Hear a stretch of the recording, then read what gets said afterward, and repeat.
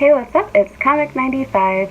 So, let's continue our series on how to come to Japan when you're not filthy rich, when you don't have a bachelor's degree, and more so for those, who plan to come here as students. So, you have your heart set on Japan, you know you want to come here, you know about, the language, the culture, you know all the difficulties financially with being here. So, let's talk about how to actually make money in order to get to Japan. First things first, you have to get a job. So if you don't already have a job, you need to make looking for your job a full-time job. Now you do. So apply to as many places as you can. Apply to places that you don't want to work. It doesn't have to be your personal cup of tea. Don't be ashamed to work at the gas station. Don't be ashamed to work at Walmart. Do whatever you have to do. In fact, I highly recommend that you get a job at a place that is always going to have hours. For example, Walmart, McDonald's. I don't really recommend Target, but you can, Target, Walgreens, CVS, any major retailer that, or fast food restaurant that's always busy in your neighborhood, that's always going to need workers. Don't worry about what the hourly pay is. If you're working enough hours, because this place is busy, they always need help, you will be making enough money. The good thing is, since I have left America, the minimum wage at a lot of these companies is going up. You might not live near a facility, but if you live near an Amazon, definitely. I don't care if you don't have a car. You need to take the bus, carpool with someone, ask a friend, ask a family member, pay them to get you there. They offer a lot of hours, great benefits, and a high, salary for retail work. So, get yourself a retail job.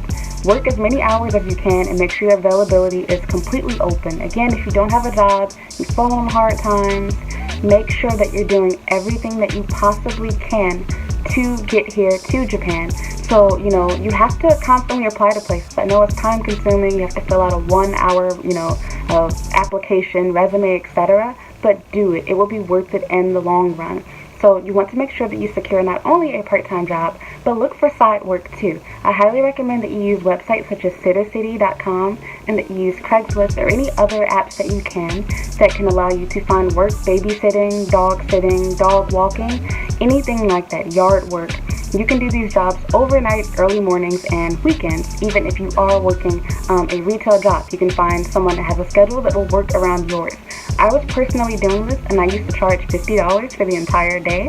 So on my off days when I wasn't working, I would babysit. I had a few different people in various places around Chicago that I would babysit for. And while I was technically cheating myself, because, normally people would pay, $10 or $12 an hour, but I didn't care. I was making more than what I was at my job, because by the time my job taxes the crap out of me, I'm going home with a $300 paycheck.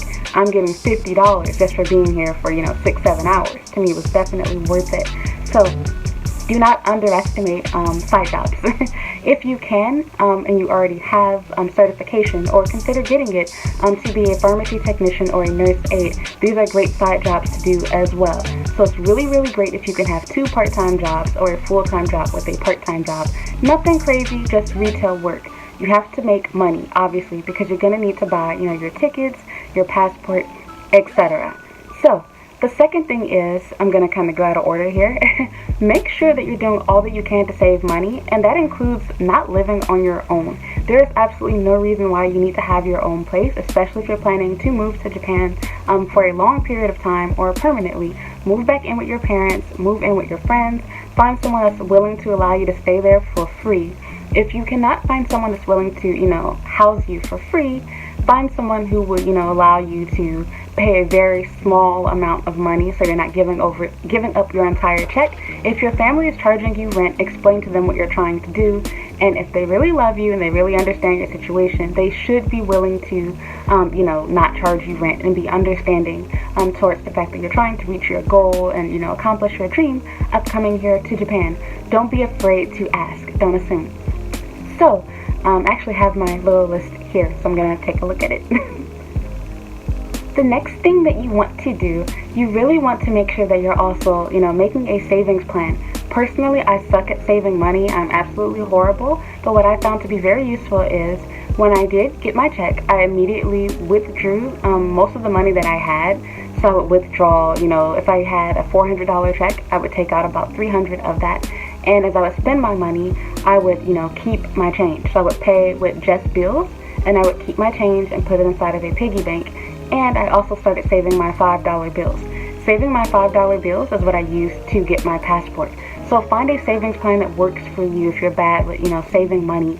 It can also be really, really helpful if you sign up for a program like one with Bank of America, in which they call Keep the Change. Sorry, there's laughing outside. Keep the Change program, so to speak.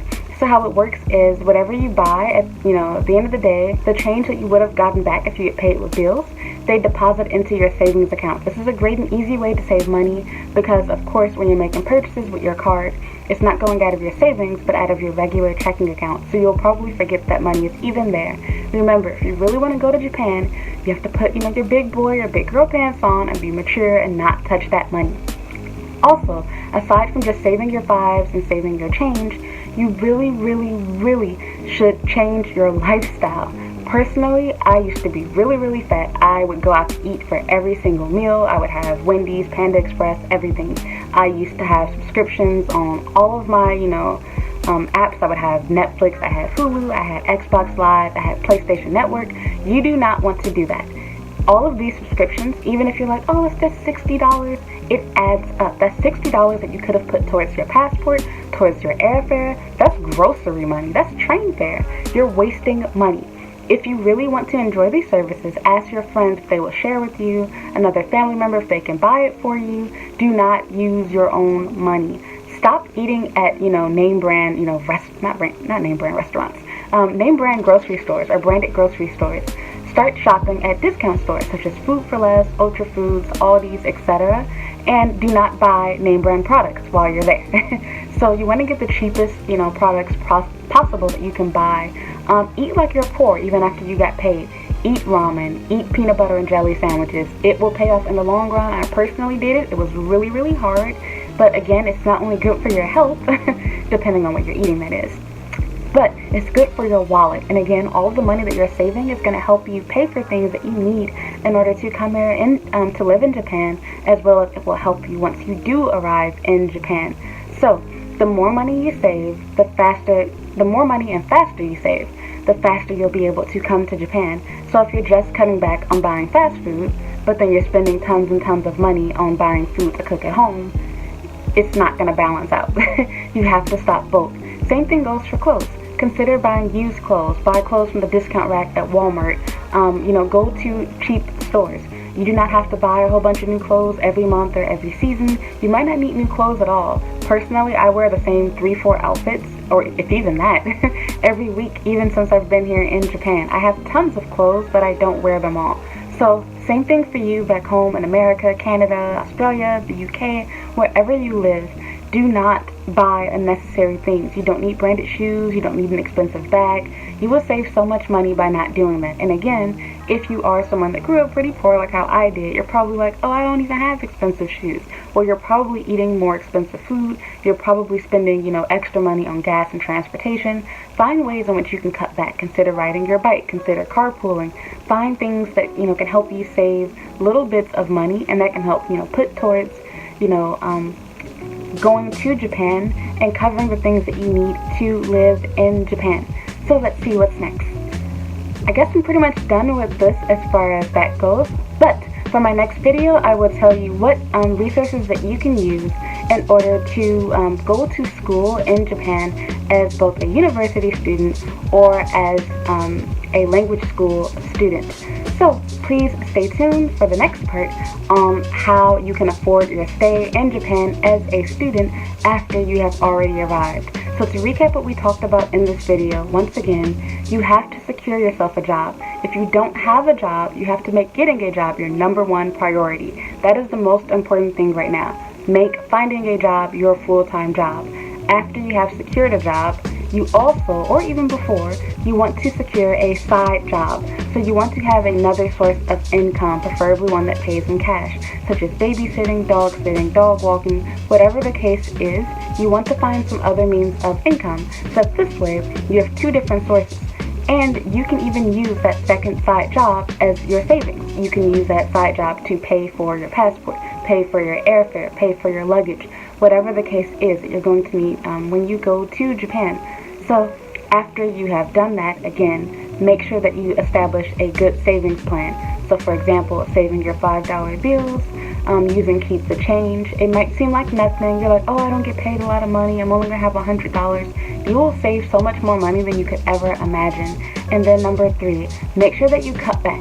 Do not, buy unnecessary things, unnecessary clothing, unnecessary subscriptions. Cancel that stuff and use as much, free stuff as you can, or cheap stuff. Go to used stores, shop generic. Also, if you're living on your own or you're living in an expensive place, downsize. Consider renting a room from someone.